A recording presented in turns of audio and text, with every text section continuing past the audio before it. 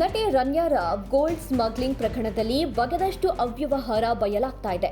ಕಳೆದ ವಾರ ಚಿನ್ನ ಅಕ್ರಮವಾಗಿ ಸಾಗಾಟ ಮಾಡ್ತಾ ಇದ್ದ ಮಾಹಿತಿ ಕಲೆ ಹಾಕಿದ್ದ ಡಿಆರ್ಐ ಅಧಿಕಾರಿಗಳಿಗೆ ಈಗ ಶಾಕ್ ಮೇಲೆ ಶಾಕ್ ಎದುರಾಗ್ತಾ ಇದೆ. ರನ್ಯಾರಾವ್ ರಾಜ್ಯ ಸರ್ಕಾರದಲ್ಲಿ ಇಬ್ಬರು ಪ್ರಮುಖ ಪ್ರಭಾವಿ ರಾಜಕಾರಣಿಗಳ ಸಂಪರ್ಕ ಹೊಂದಿದ್ದಳು ಎಂಬ ಮಾಹಿತಿ ಸಿಕ್ಕಿತ್ತು. ಆದರೆ ಈಗ ಹೊಸದಾಗಿ ಪ್ರಕರಣದಲ್ಲಿ ಸ್ವಾಮೀಜಿ ಒಬ್ಬರು ಕೂಡ ಭಾಗಿಯಾಗಿದ್ದಾರೆ ಎಂಬ ಮಾಹಿತಿ ಸಿಕ್ಕಿದೆ.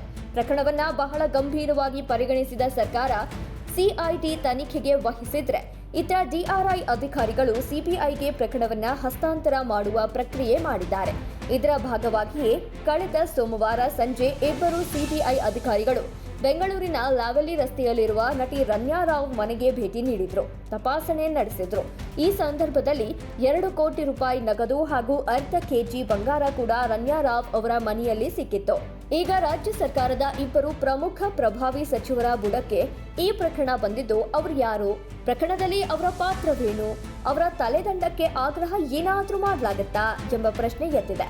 ಇನ್ನು ರನ್ಯಾರಾವ್ ಅವರ ಗೋಲ್ಡ್ ಸ್ಮಗ್ಲಿಂಗ್ ಪ್ರಕರಣದ ಬಗ್ಗೆ ಬಿಜೆಪಿಯ ಶಾಸಕ ಸುನೀಲ್ ಕುಮಾರ್ ಪ್ರತಿಕ್ರಿಯೆ ನೀಡಿದ್ದು, ಮೊದಲು ಗೋಲ್ಡ್ ತಂದಿದ್ದು ಎಲ್ಲಿಗೆ ಹೋಯಿತು, ಚಾಮರಾಜಪೇಟೆನ ಸದಾಶಿವನಗರಕ್ಕ ಅಂತ ಪ್ರಶ್ನಿಸಿದ್ದು, ಚಾಮರಾಜಪೇಟೆ ಅಂದ್ರೆ ಏನು, ಸದಾಶಿವನಗರ ಅಂದ್ರೆ ಏನು ಎಂಬ ಕುತೂಹಲ ಹುಟ್ಟಿದೆ.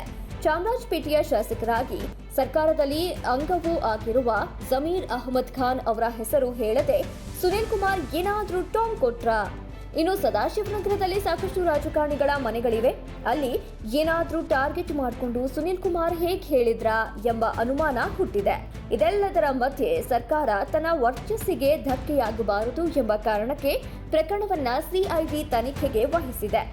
ಇಷ್ಟೆಲ್ಲದರ ಮಧ್ಯೆ ಈ ಪ್ರಕರಣದಲ್ಲಿ ಪ್ರಬಲ ಸಮುದಾಯಕ್ಕೆ ಸೇರಿದ ಸ್ವಾಮೀಜಿ ಒಬ್ಬರು ಭಾಗಿಯಾಗಿರೋದು ಬೆಳಕಿಗೆ ಬಂದಿದ್ದು, ಅಧಿಕಾರಿಗಳು ಅದನ್ನ ಮಾಧ್ಯಮಗಳ ಮುಂದೆ ರಿವೀಲ್ ಮಾಡಿಲ್ಲ.